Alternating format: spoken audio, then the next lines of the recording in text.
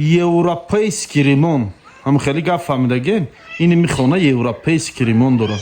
Нархиш 360 000 дар маркази шаҳри Ҳисор 8 микрорайонда. Кадом нафаре ки аз шабакаи Исмоил Тоҷи гап мезана бо иншааллоҳ ки қатиш савдо мешавад, ягон сумакиш поён мехамад. Барои харидан дар рақамҳои дар рӯи экран буда занг занен, ҳамроҳи соҳиби хона худаш чақу чуқтона кунен. Дар хона аллакай соҳибхона худаш зиндагӣ мекунад. Ремонти қоидавиай. Он гуфтам ку европейский ремонт ай. Хейтеро дар комментария нависонен европейский ремонт чӣ маъне дорад?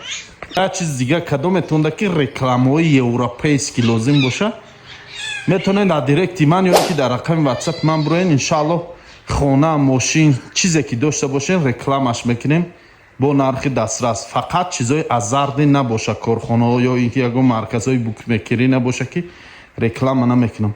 Баъд каналҳое ки конкурс мегзаронану тринка бозӣ мекунану чӣ мекунам ва ёрам реклама намекунам. Бародаро, шумо лучи набуроен алоқадан.